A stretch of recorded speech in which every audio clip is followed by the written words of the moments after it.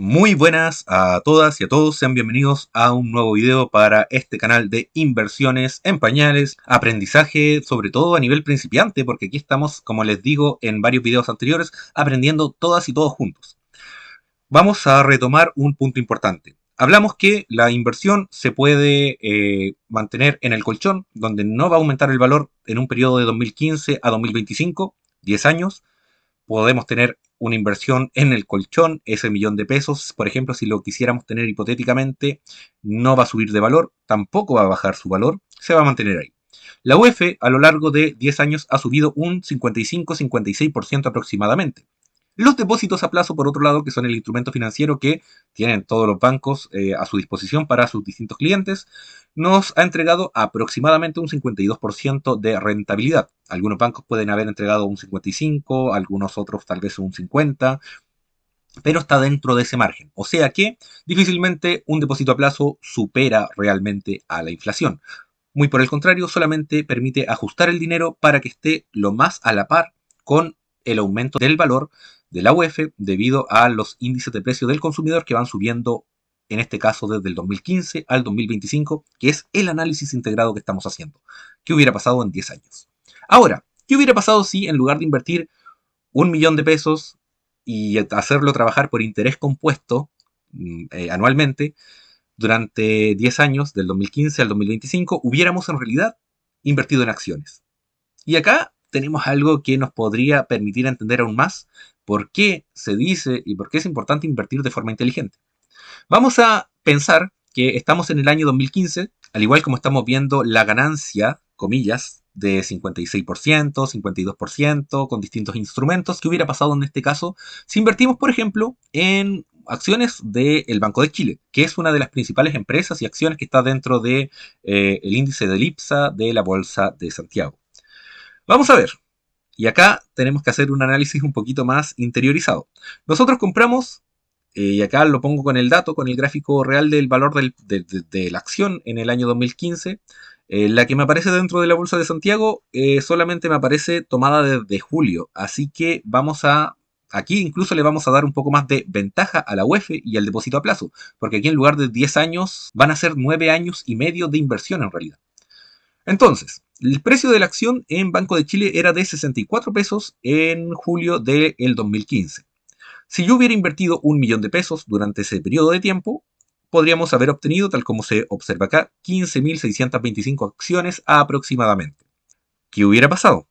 Banco de Chile durante el año 2015, 2016, 2017 y 2018 hizo algo que se conoce como emisión de acciones.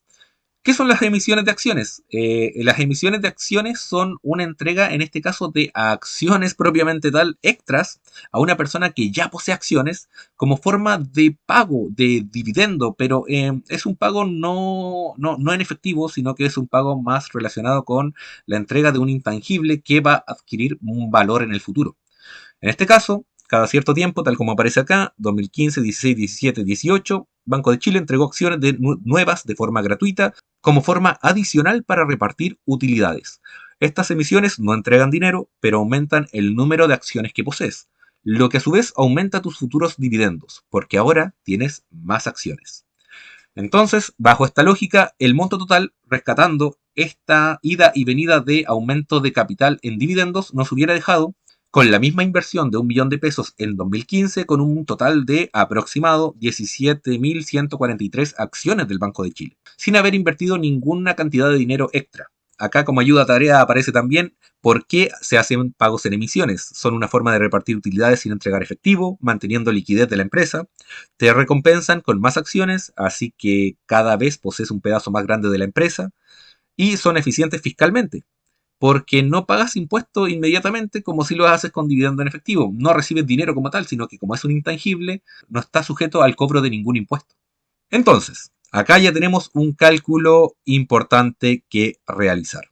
Resulta que Banco de Chile anualmente siempre ha pagado dividendos. Y acá lo único que tuvimos que hacer es una reconversión monetaria. Si el 2015 Banco de Chile pagaba 3,4 pesos por acción y teníamos 15.000 acciones aproximadamente, recibíamos un total de 53.000 pesos. Luego pagó 3,3 pesos por acción, pero nuestras acciones subieron porque se hizo una emisión de acciones que aumentó nuestra valoración en cuanto a la cantidad de acciones que teníamos. Aún así, el valor fue de 53.000 pesos, aproximadamente casi 54. Después, el 2017, el dividendo fue de 2,9 pesos, pero ya teníamos 16.000 acciones emitidas. Y ahí, nuevamente, por aumento de capital, esto va aumentando la cantidad de acciones que teníamos con el mismo millón de pesos en 10 años. Esto genera un total recibido de 47.000 pesos. Posteriormente, el 2018, 3,1 pesos por acción, pero también teníamos un aumento de capital, lo que permitió recibir 52.000 pesos. Después, 2019, 3,5 pesos por acción, nuevamente con el que vendría a ser el último aumento de capital que hizo Banco de Chile a la fecha actual, 60.000 pesos. Posteriormente a esto ya los márgenes se mantienen y solamente tenemos que calcular el valor recibido o agregado extra. 3,4 pesos, aumenta 59.000 pesos el pago de dividendo. 2,1 aumenta 37.000 pesos. 5,3, 91.000 pesos. 8,5, perdón, nos da 141.000 pesos y después 8,0 nos da 138.000 pesos. El total, tal como ustedes ya se hicieron el spoiler aquí, es de ni más ni menos que 742.000 pesos. ¿Qué significa esto? Ustedes si me han seguido hasta acá el ritmo, ya lo entendieron todo. Resulta que si en lugar de invertir en algo basado en UF o invertir en un depósito a plazo anualmente, hubiéramos invertido durante el 2015 a 2025, solamente comprando 1 millón de pesos en Banco de Chile, hubiéramos capitalizado una rentabilidad de 74,2%, muy superior al 56% de reajuste inflacionario que expresa la UEF, muy superior a los 52-53% de ingresos que podríamos recibir por depósito a plazo para que nuestro valor no se devalúe. Pero si por algún motivo consideran que aún así sigue siendo poco para el riesgo, porque alguien podría decir, claro, recibiste un poco más de 200.000 pesos cuando un depósito a plazo no tiene riesgo, es realmente extremadamente bajo, entonces ¿vale realmente la pena? Y aquí es donde te respondo con otra estadística. Los dividendos que paga el Banco de Chile son algo aparte al valor que representan las acciones durante un periodo de tiempo.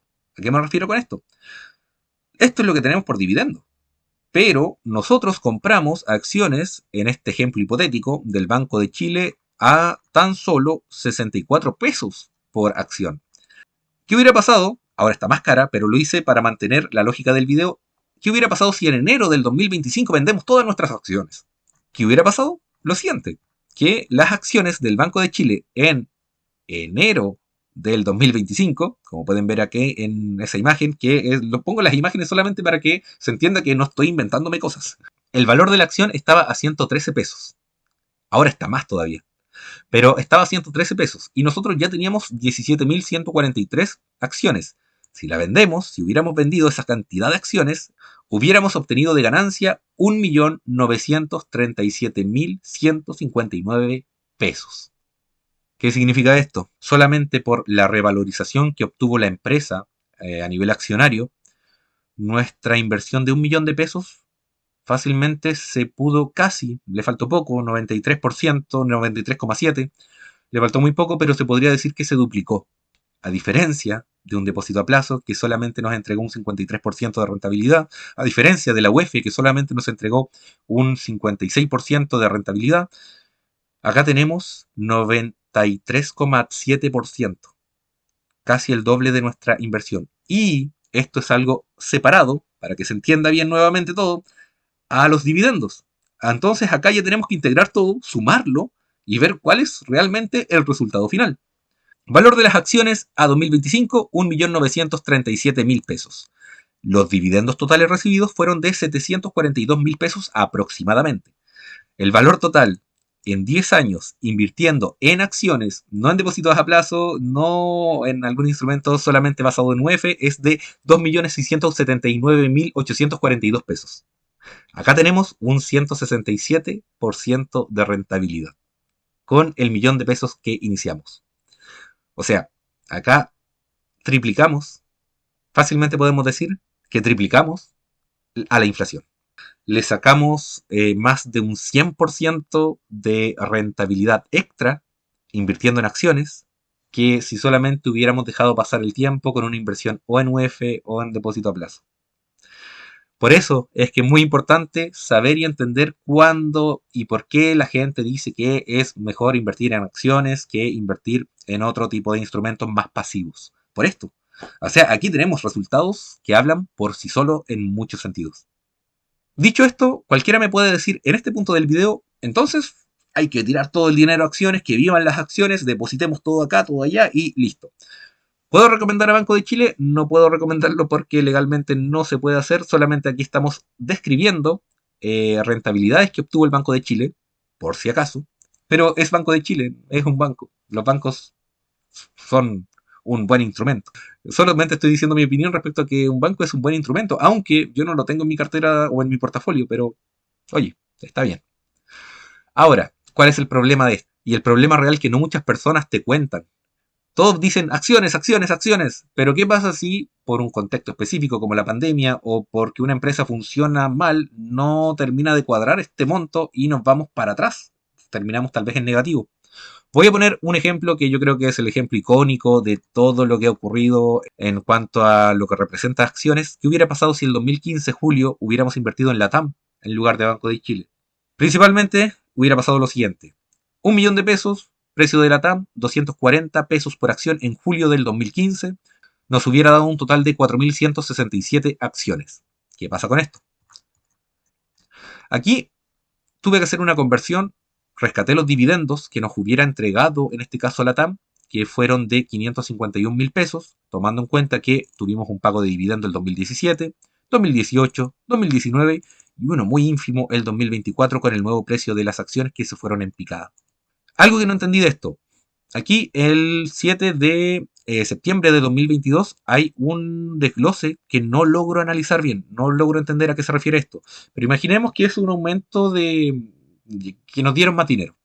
Insisto, esta parte ya es desde la ignorancia, lo aviso desde ya, pero es que aún así, tal vez incluso entendiendo esto, porque hice el análisis, la interpretación para ver cuánto podríamos haber obtenido con esto, y creo que eran unos 40.000 pesos extra a este valor, pero a la vez no es un pago de dividendos, al igual que esto de acá, del 2016, que no entiendo muy bien a qué se refiere. Sinceramente aquí me pierdo. Puede que esto cambie todo, puede que esto le agregue más valor a la TAM respecto a una inversión del 2015 al 2025 me refiero, pero no sé si lo suficiente como para que hagamos la interpretación que voy a hacer ahora.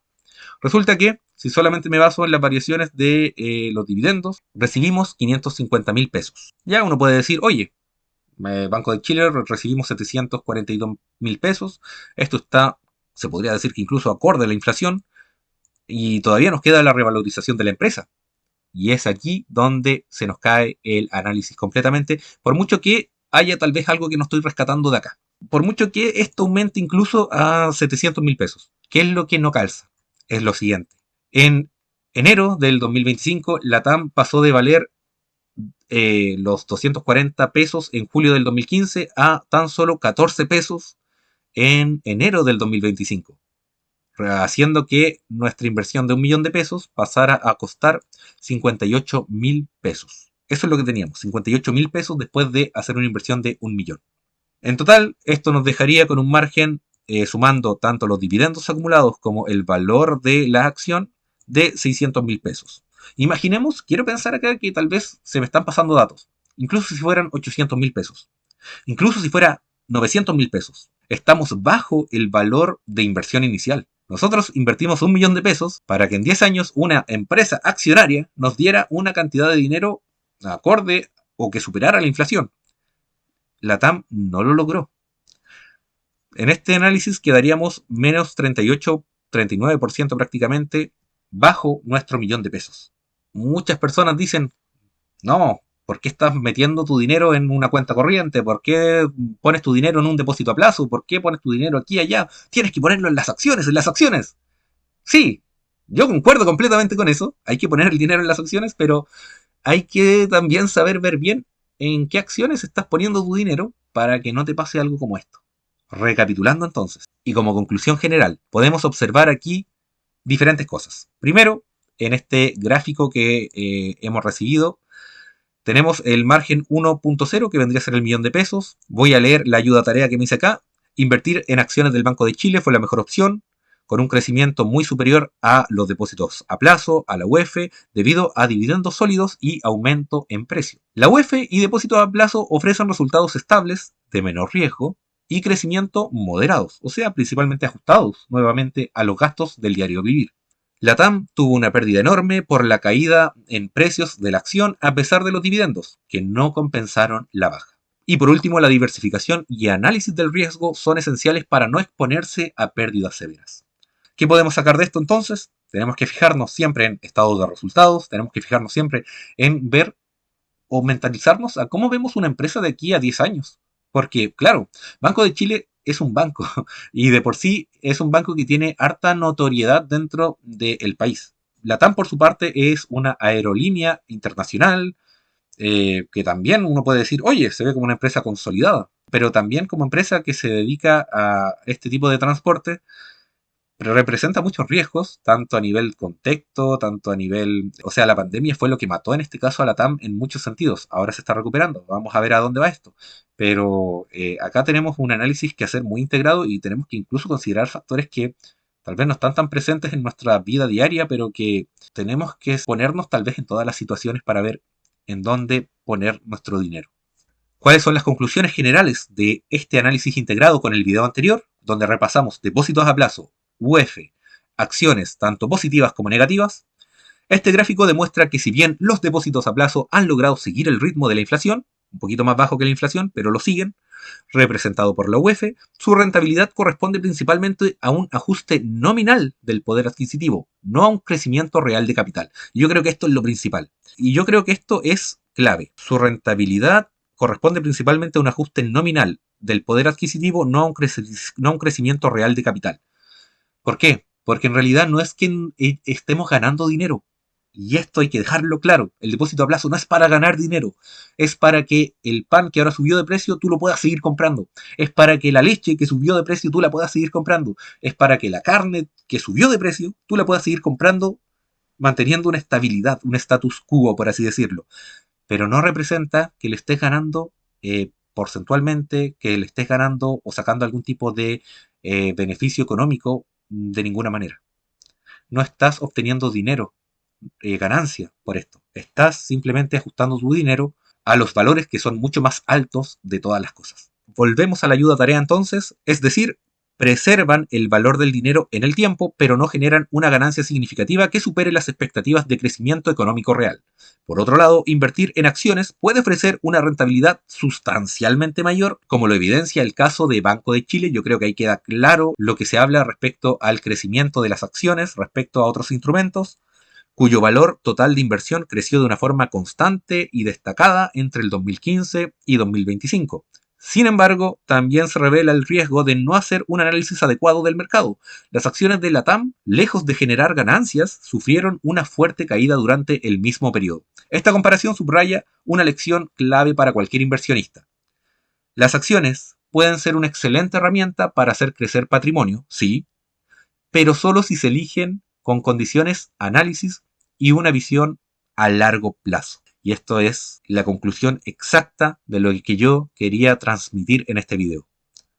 Inversión en UF subió 56%, depósito a plazo 52%, LATAM menos 38%, Banco de Chile sobre los 167%. Invertir en acciones está bien, es perfecto, pero hay que saber en qué acciones invertir. No seguir lo que te diga una persona u otra persona, sino que tomar un análisis personal lo más integrado posible con lo que son tus expectativas, con lo que podría ser el futuro también. Oye, ¿cómo va a estar Coca-Cola en 10 años más? ¿Seguirá existiendo? Eso yo creo que se responde solo. ¿Cómo estará una red de supermercados si se instalan 20 competidores más? ¿Seguirá esa red de mercados en las cuales uno puede tener acciones teniendo un auge tan relevante cuando hay tanta competencia? Todo este tipo de análisis integrados hay que hacerlos para entender muy bien dónde dejar el dinero, cómo manejar el patrimonio y cómo realmente intentar hacerlo crecer sabiendo que también todas y todos nos podemos equivocar en el camino, puede pasar y de los errores se aprende. Este es el análisis integrado final, las conclusiones finales respecto a instrumentos de inversión, comportamiento de 10 años y cuáles son las conclusiones más importantes a obtener para una futura inversión. Espero que este video te haya gustado, te haya servido como algo entretenido, interesante.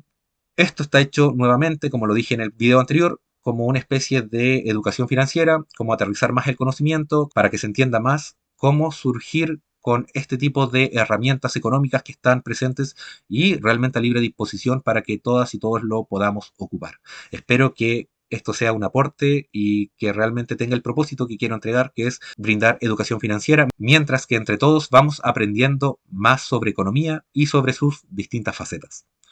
Bueno, nos vemos la próxima semana, como ya es costumbre, con un nuevo video en el canal.